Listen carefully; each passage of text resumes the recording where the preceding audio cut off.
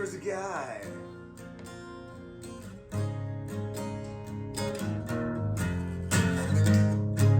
A guy named Mikey McVeigh.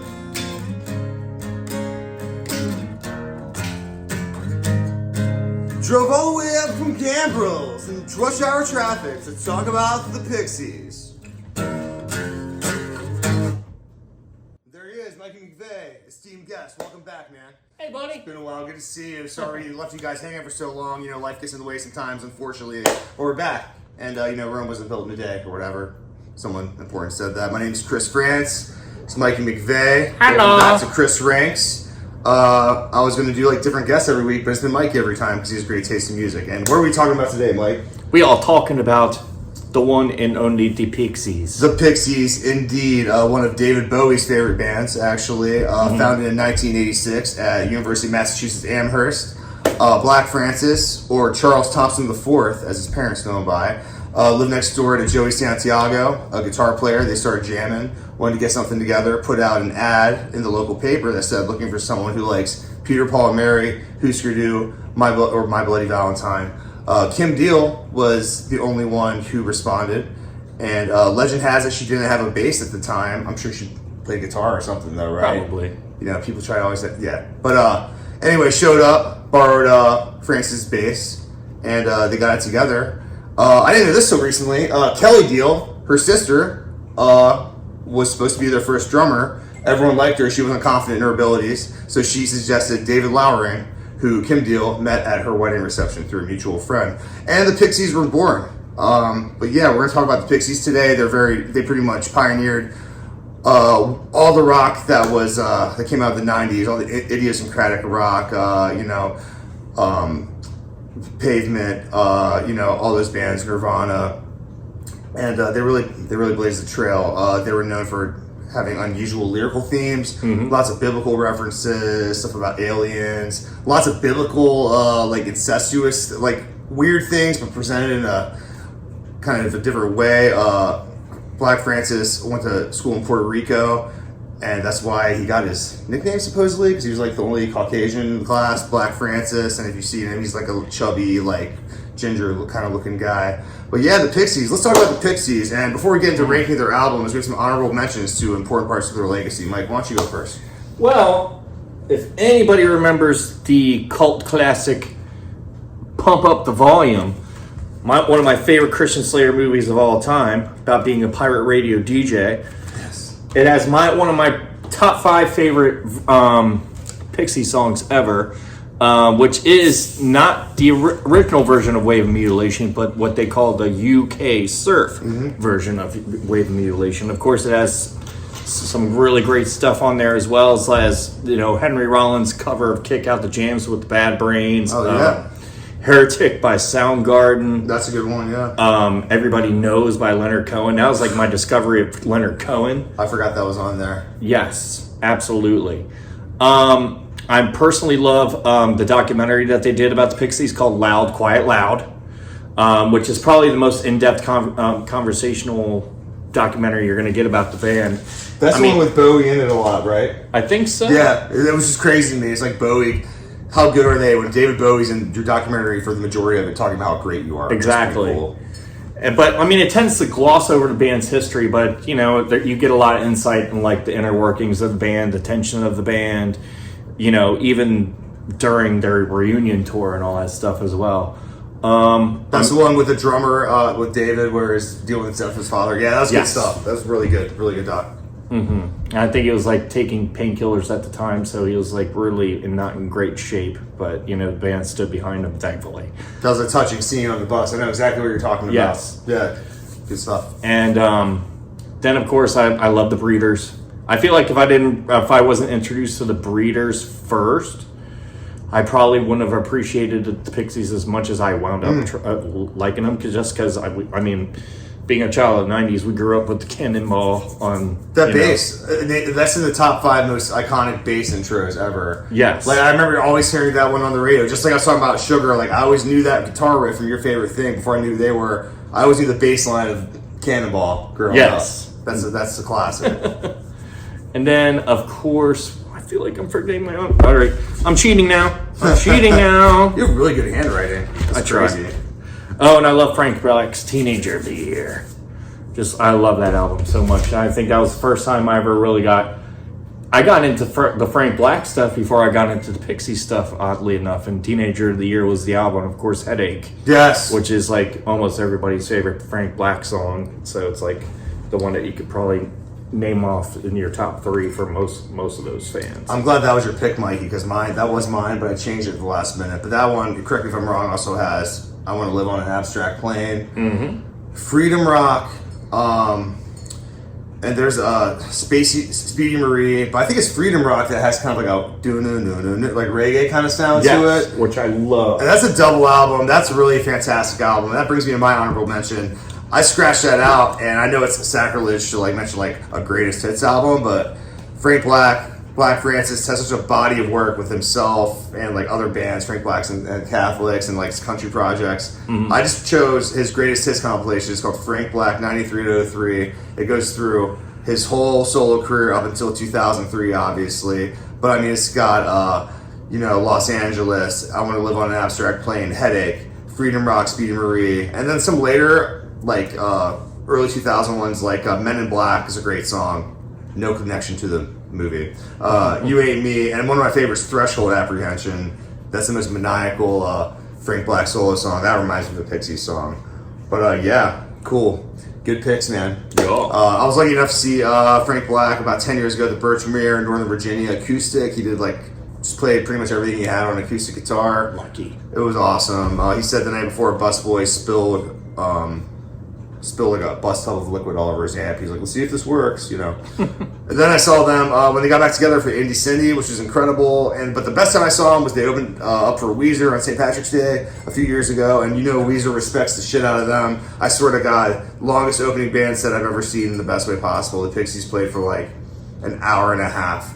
And, that's a lot of music because a lot of Pixie songs are very short. Probably blew Weezer away. Yeah, they did. They certainly did. Especially knowing their shoddy discography. Because I break rules around here. All right, yeah. But, all right, so my number 7 is Bossa Nova! Or Chevy Nova. Yeah, I mean, all right, so before I begin, none of these albums suck.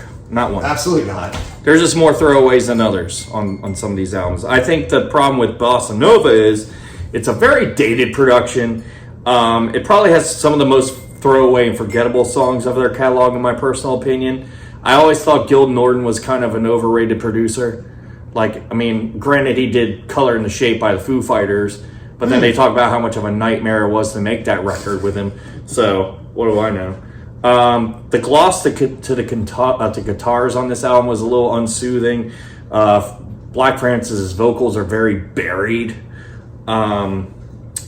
It was funny because I read some article in doing more research for this album, and I guess Valoria, yeah, Valoria was an accidental ripoff to Summer in the City by The Lovin' Spoonful. Because he went out to go get a burrito in the middle of a tour one day and then heard it on the radio. He's like, shit, they're eerily similar. So they're kind of dramatically different, but there's definitely vocal melodies and stuff, and I think there's the chorus part's very similar.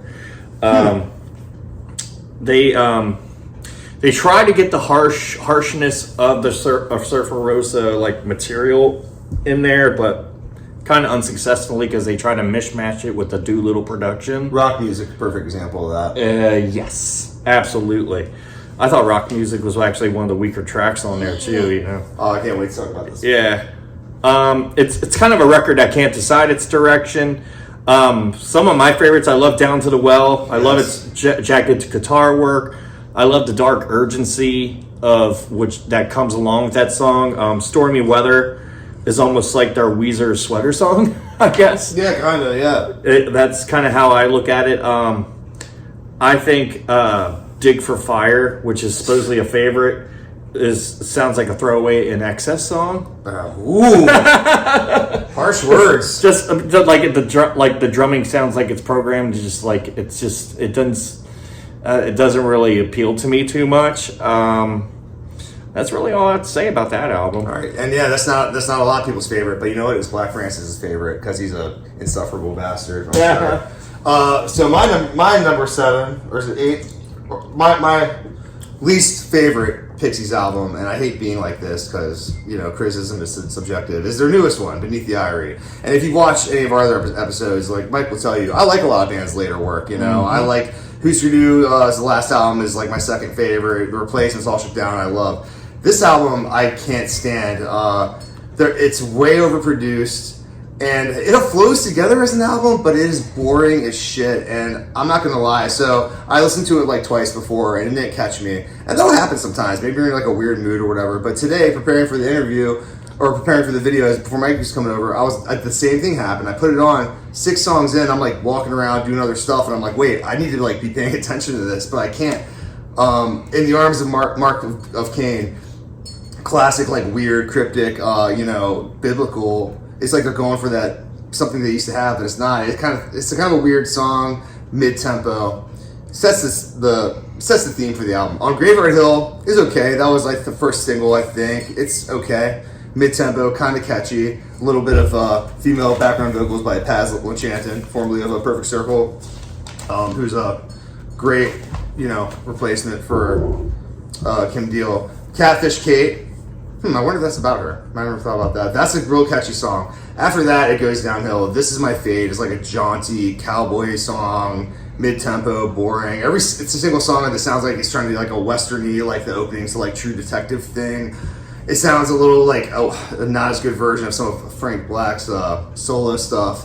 Ready for Love is fucking awful. Like I don't know what they were thinking with that. That's another thing. A lot of these lyrics are just so straightforward and just so like, here you go. There's nothing like mysterious about a lot of them, and it really bothers me. Silver Bullet, another one. Mid-tempo, westerny. Long Rider, another one. La Surface Muertos, Paz sings on that. But again, I got excited about it. It's mid-tempo, not a lot. Saint Nazarene, hell yeah, now we're talking. Crunchy guitars, heavy, a little bit faster. That song kind of rocks. But then, Bird of Prey, again, I don't care for. Daniel Boone is that same theme, that same slow, acoustic, westerny, atmospheric style, and that's probably the best song on here in my opinion. And then Death of Horizon, they kind of lost me by then, but it's a double-edged sword. Am I happy the Pixies are still around making music? Hell yeah. And people get older, they change, the vocals, and also Frank Black tries really hard to be like a really good singer on this, which I respect, but I liked it better before when he just didn't give a fuck and was just doing his thing and was just getting natural. But there are other. I'll get to that later, but this is the weakest of their newer albums, I think. But yeah, that's Beneath the Eyrie, man. All right, so my number 6 is Head Carrier. This is where the albums are still good to me. Even though like Bossa Nova, while it has its moments, is probably the most throwaway album to me. The production is more akin to like Doolittle and Bossa Nova, but it's kind of cool that that Black Francis finally got a female counterpart in Paz, even though it's very evident from these past few albums that her like lead role, like her lead vocal role or any of that is just basically like a lot more limited than it was with Kim. Absolutely. It's a softer affair. Proved in like songs like Plaster of Paris. I really love the aggressive tunes on this album, like Balls Back I love that song. And Una. Also Chagalaga. It's definitely a cleaner production than Indie Cindy, which is quite high on this list for me. Paz only sings a song called All I Think About Now, which is very reminiscent to Where Is My Mind. It's almost like Where Is My Mind Part 2 to me, except with Paz singing instead of Black Francis. I think Joey Santiago is very underused on this album. I think his guitar work is docile compared to a lot of the stuff he does. And honestly, actually, one of my personal favorite songs on this album is All the Saints. I think it's like almost one of those like perfect slow dance songs for like, the ideal 90s alternative couple. I think it's good observation. Yes, I think it's a really good song. Definitely not a weak album, just it's kind of where the dial back starts with with the Pixies after Indie Cindy, because Indie Cindy is quite an aggressive album in comparison. So, Well, I'm glad you said that, because my next pick is Indie Cindy. I was stoked when it came out. It has a lot. It's got probably about 5 songs that I absolutely love on it, but I don't feel like it's classic Pixies, and I also don't feel like they really had the female bass player, who's also singer-songwriter a little bit, role filled yet. Actually, I forgot his name. I should have wrote it down. But the bass player of 80s and 70s post-punk band The Fall played bass in this album, which I didn't know. And then whoever did, I guess someone did the female vocals on Bad Boy, but I'm not sure who it was. Anyway, I love Another Toe in the Ocean. That's a cool song. Greens and Blues is really cool. Magdalena 318 is sludgy, but also classic Pixies, I think. I love the whole like long outro. That's a real headbanger. I also like Andro Queen. I think the fact that they released this as a series of EPs beforehand kind of hurt it a little bit, because by then I'd heard all these as EPs, and it just kind of like, it was like a smattering of good songs. And then like, like studios normally pick the singles, and like sometimes I'm baffled. Like Ring the Bell was the second single. That's an okay song, but it's not the Pixies. Snakes doesn't do it for me. Silver Snail's okay. Bad Boy I always thought was kind of dumb or whatever. But and then What Goes Boom is on here, right? Yes. Yeah, that song's cool. But I was just surprised that you said this is heavier than Head Carrier, because this one just sees it. This is a good album. It's a good comeback album, but it's just too clean. And they had stuff going on, so it's just too clean for me. It's clean, but I also feel like it's almost a little bit more abstract than Head Carrier. So Beneath the Eyrie is my number 5. It's quite a soft record with like some songs that do reflect darkness. It has sounds. The album kind of sounds like if surfers were surfing in a swamp to me. Yes. It's fucking dreary, man. Yes, it is a dreary album. But some of their dark stuff is like where like their more softer stuff kind of is more elevated, I would say.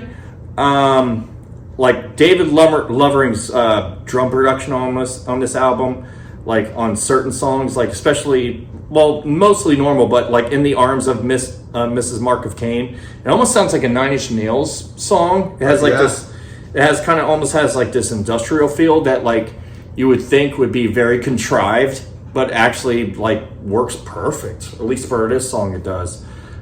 His drum production is very prominent, which it should be, and I feel like that's when the Pixies albums work the best. On Graveyard Hill sounds like an old school Pixies song to me. A song that I really love on this album is called This Is My Fate, which is kind of reminiscent of like the 90s era of Tom Waits for me. Yeah, I can see that for sure. And the sound of the record is conflicted though. It's like a sound of a record that's caught in between the desert or the Gothic mansion.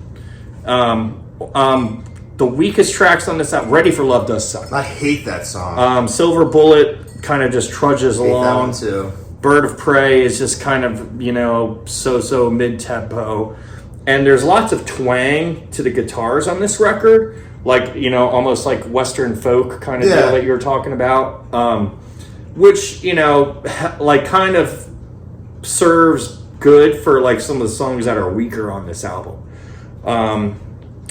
I think not a lot of jagged Santiago lead guitar. That bugged me too. Again, Santiago is very underutilized on this album, and I think he almost is a little bit more important than say Kim Deal's role in the band, which is almost kind of evident considering she hasn't been in the band the past 3 albums, and they've made really good material without her. And I would never thought I'd say that in a million years, to be honest with you. Yeah, that's a good way to sum it up. And that's my thing. I can't say it's a bad album. The production's fantastic. Yes, but it's just like, this doesn't do it for me. Which brings me to my next one, Head Carrier. I fucking love this album.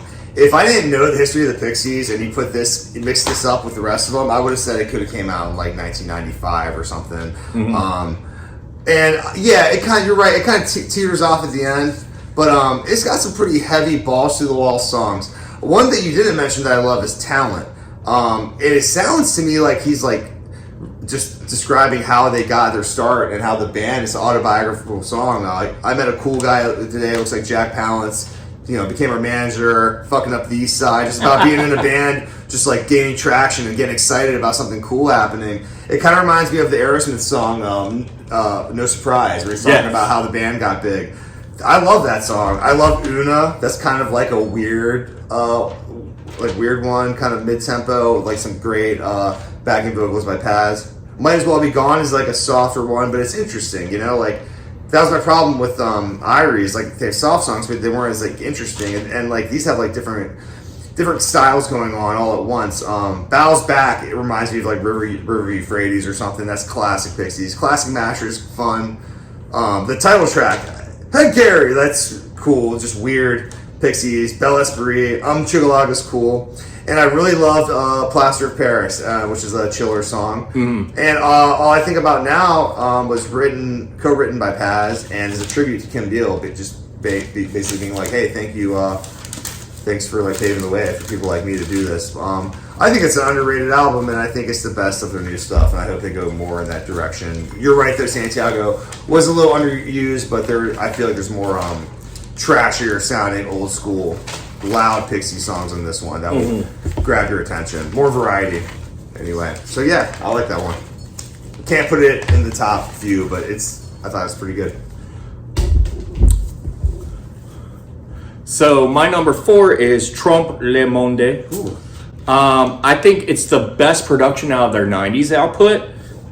Gil Norton at the helm again. It's probably the best production since Surfer Rosa. Not the best album since Surfer Rosa, though. Good songs. Head On is a very great cover of the Jesus and Mary Chain. Trompe le Monde, the title track, is a really good one. My personal favorite on this album is probably the sad punk and how aggressive Black Francis is on this song. I love UMass. Letter to Memphis was also another single, and it was a single for a good reason. I think I kind of like the video for Alec Eiffel. Yeah, so a little more than the song. Forward, yeah. Yes, and it's like blowing their faces like that fucking Maxell commercial. And, you're right. Yeah, it's like, and even like the more whimsical songs on this album, the more gentler songs, like still have a real hard guitar edge to them. And I think Joey Santiago is very prominent on this album, probably more so than the other Gil Norton productions. It has like the best contrasting sound between like Black Francis's acoustic bottom end and Santiago's like jagged guitar work. I think probably the most evident that is in that song Motorway to Roswell. I love that song.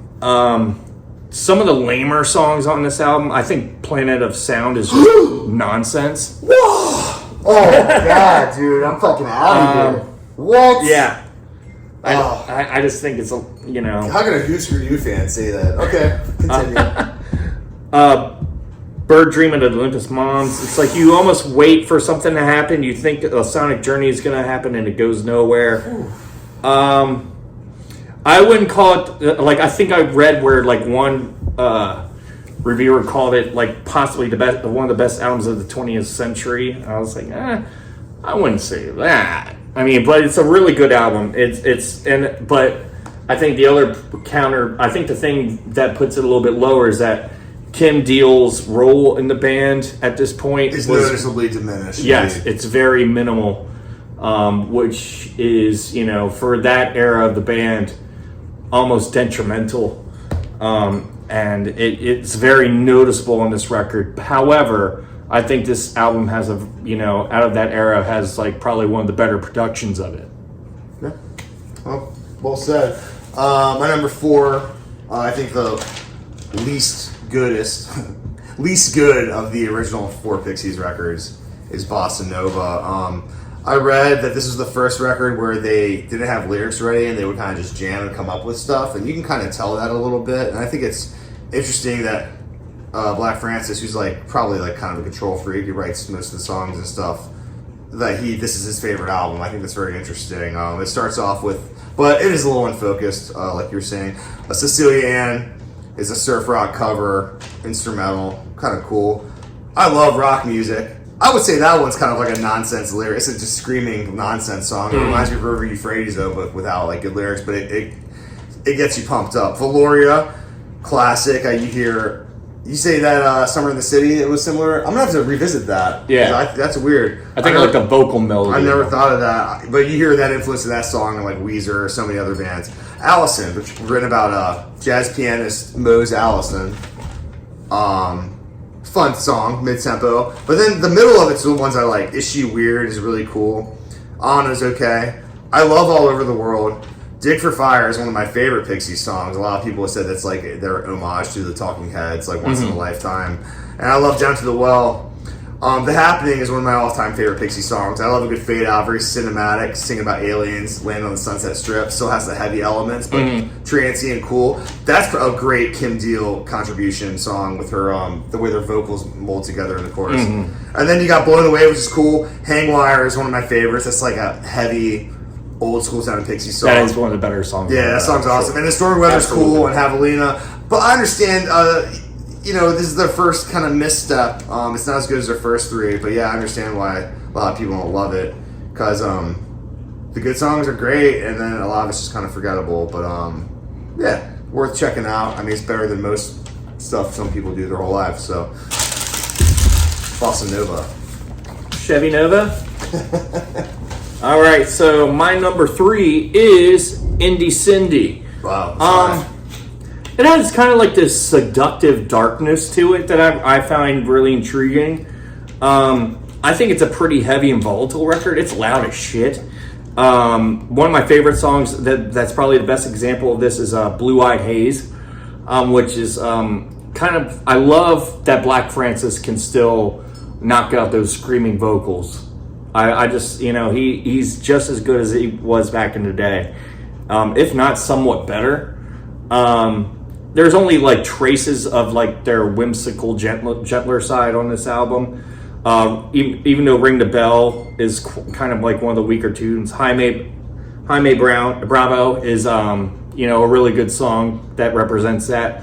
Another Toe in the Ocean is almost like a sequel to Wave of Mutilation to me. Yeah, I like that song a lot. Audro Queen, it's almost like another Toe in the Ocean and Audro Queen are like almost like a suite together in its own weird way. Snakes is definitely the weak track on this album. Yeah, that one's pretty dumb. It's a great production. It has some profound complexity on this album, and I just love it when they kind of get a little like distorty and feedback-ish. I think that's just great. Some songs sound like they're the drum machine instead of Dave Lovren, which I'm very surprised by. Like What Goes Boom is like probably one of my favorite songs, and Bag Boy, which is so-so, but like it doesn't really sound like drums. It does sound like a drum machine, but not in a bad way. I think again, like agreeing with my man Chris here, is that the lack of a female counterpart in this album and Kim Deal's noted absence kind of affects this record, even though it's in my top 3. It's almost, you could call it like almost like the closest you're going to get to like a Frank Black solo album. Yeah, that has the Pixies name on it. I feel the way about Irie personally. But yes. I know exactly what you mean. Yes, definitely. And ironically, a lot of people said that about Trump Lamont when it came out, but I think it was just because there wasn't a lot of Kim Deal in it. Exactly. But yeah, well said. My number 3, my top 3 are really hard to pick, but my number 3 is Surfer Rosa. I will say this right off the bat. This is one of the best debut albums by any band ever. That's just like, hey, this is who we are. It is so raw.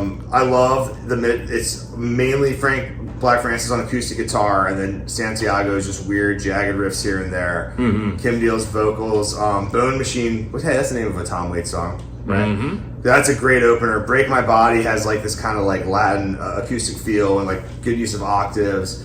Cool chorus. Something Against You is like straight up hard, heavy. Broken Face, in your face, outrageous. Gigantic. Great, I mean, that's Kim Deal, that's her jam, great vocals, great cool bass line, and it's one of those songs I always hate when people are like, this song doesn't have enough different parts, that means it's not good. This is literally the same chords the entire time, the same note, and it's fucking awesome. Sex. Yeah, it's about voyeurism. Yeah, it was about, like, I think the lyrics were written by her first husband, John Murphy. Yeah, it's about a dude's dick. Yeah. But what a lot of rock songs are in some way. Then comes one of my favorites of all time, River Euphrates. That makes me want to just destroy my house. Whereas My Mind's a classic. I mean, already on this album, so many just classic songs are synonymous with alternative rock. Cactus is cool. Tony's Theme is cool. Oh My God is cool. Vamos is like their own little like prog rock journey.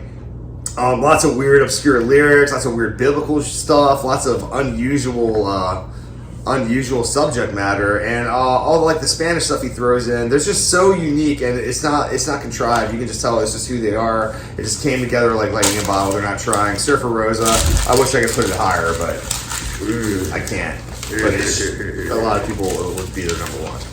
Number 2 goes to Doolittle.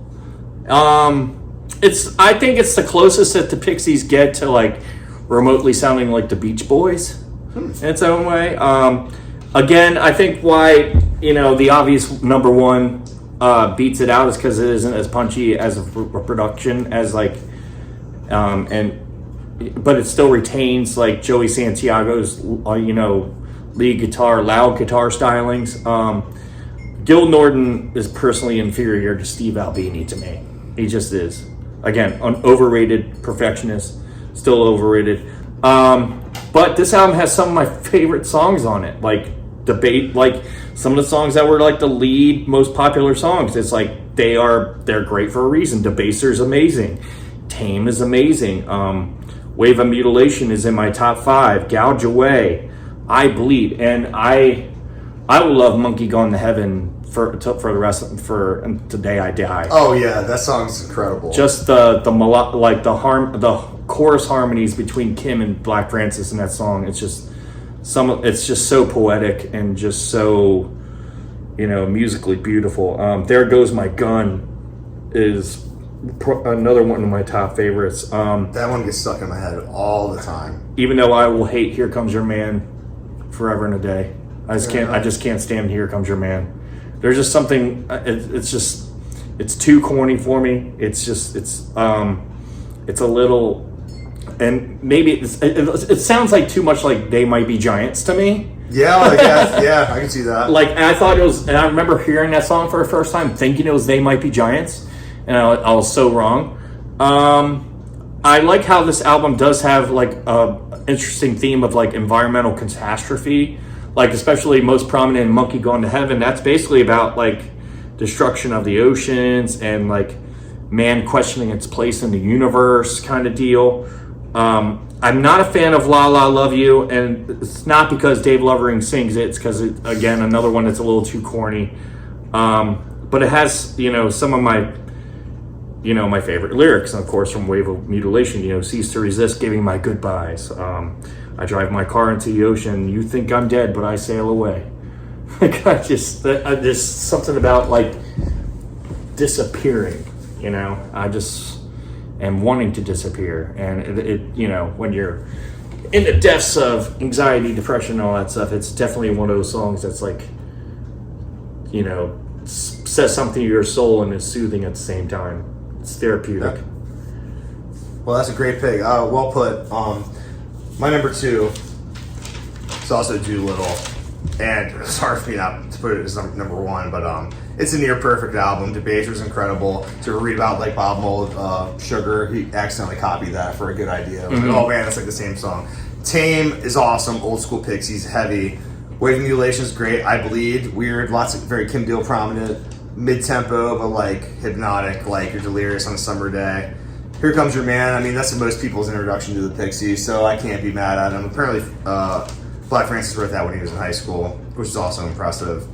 Dead is cool. Monkey Gone to Heaven. I remember I heard this on HFS on the bus when I was a kid before Shazam, before really the internet was prominent, so it took me forever to figure out who was saying this. I ran off the bus. The song was like 2.5 minutes long. By the time I unlocked the work on the house, it was over. But I always loved Monkey Gone to Heaven. I always loved the little strings, the little it's a cello flux in the background. Mr. Greaves is cool and quirky. Crackety Jones. I love La La Love You. It is cheesy, but it's got that Cool guitar. Number 13, baby. That's one of my favorite Pixie songs ever. Just weird lyrics, cool. There Goes My Gun's great. Hey's cool. A little more like on the mid-tempo tip. Silver's cool with the slide guitar. Then Gouge Away, a Samson Delilah song.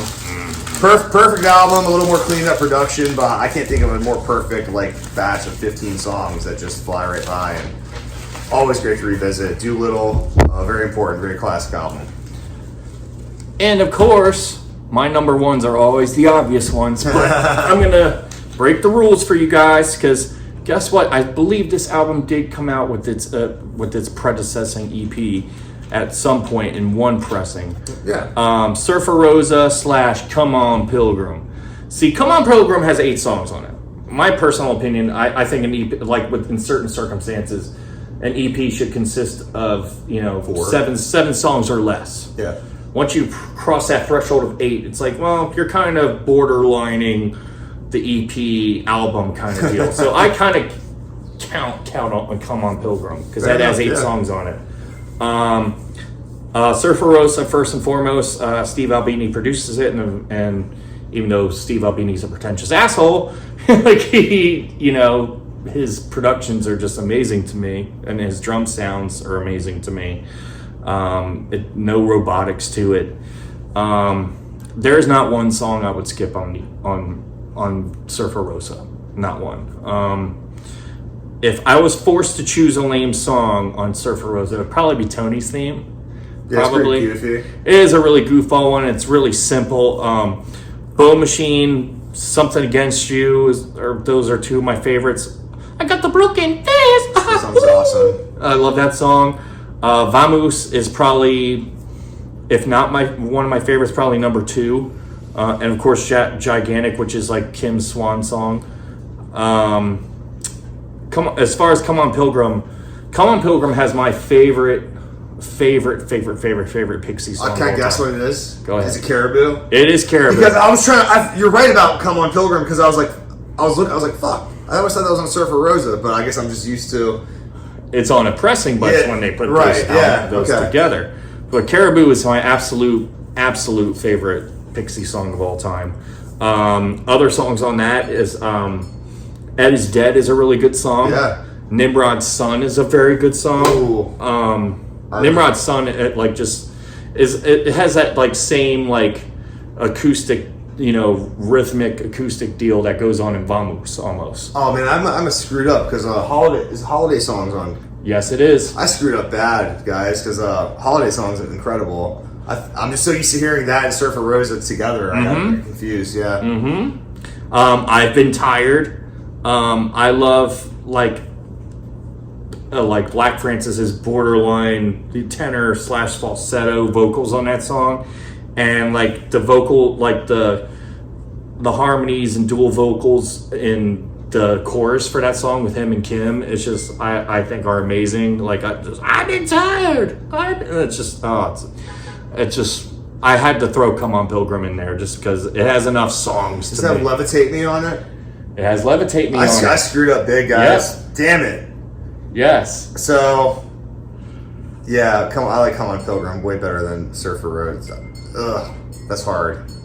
I screwed up. So, yeah, insert Come On Pilgrim right after, like, higher than my Surfer Road. So probably your number 2 or something. Yeah. Probably. Yeah, exactly. Yeah. Because I forgot. I always get those 2 albums are, like, synonymous to me, like, together, but... Yeah, they do have similar production, so it's easy to mistake. Yeah. So, like, I mean, but like, I know that I've seen pressings or copies of it where like Come On Pilgrim was tacked on to Surfer Rosa. So, like, that's the only reason why I would lump them all into one. I'm such a poser. You're not that big of a poser. Well said. Great pick. You're not a big poser, Brian. Just All right. so slightly. My number 1 is Trompe le Monde, which means Fool the World in French. I love this album. The guitar sound is dense, heavy. I'm not a super gearhead, but a guitar player would know. The sound of this sounds like he got like a broken flanger pedal from 1982, ran it through like a Marshall head, through like a tube screamer distortion pedal, through another flanger pedal. It's like the most dense, spacey sound. It's heavy, it's thick. Trompe Le Monde is a great song. I love Planet of Sound. What a sound explosion that is. Literally, it's on the same volume, but it gets louder and louder and louder and louder. And it makes you feel like your head's going to explode. And it just, I love that song. Alec Eiffel's great. Great Santiago guitar solo in that. Punchy, short song, a little history lesson too. Sad Punk's awesome. Super heavy. Head On. I can't even listen to the original Jesus and Mary Chain anymore because, I mean, this is one of the fine. It's a great cover. I agree.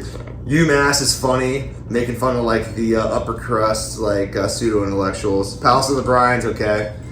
I love Leonard of Memphis, one of my favorites of all time. Bird Dreams of Olympus Mons, again a chiller one, but very airy, spacey guitars. I love that one. Space, like I could care less about. Subculture is cool. That kind of reminds me of early Pixies. Distance Equals Ray Times Time's cool. Lovely Day's cool. But then Motorway to Roswell is one of my favorites too. Yeah, Trompe Le Monde, I think for a band's final album, it's fantastic. There is a little bit of a lack of a Kim Deal, but unfortunately for me, it's not a deal breaker. But she is awesome, and the Pixies are awesome. And yeah, I love Trompe Le Monde. It's my favorite. I like their band's later stuff, most of their later stuff. So yeah, Pixies, they're awesome. God, I love how I just love how much our rankings differ in these videos. I was surprised you had a lot of the later ones up so high. That's, I mean, they have a great catalog of work. But you know, you just like what you I want. really didn't think it was going to turn out that way because, you know, after revisiting them, because I mean, they're only like, you know, of all the music I've been listening to lately, they are like, you know, a listen through, and then like I didn't really get to really focus on them objectively. Yeah. So, I mean, you never know. But yeah, hey, all their stuff's great. You know, some of it's just not as great as others. But I'm Chris, that's Mikey. Let's do The Clash next time. Clash. Anything else you want to say about the Pixies before we go?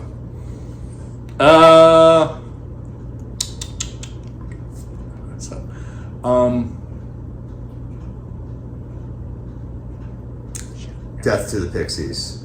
Death to the Pixies.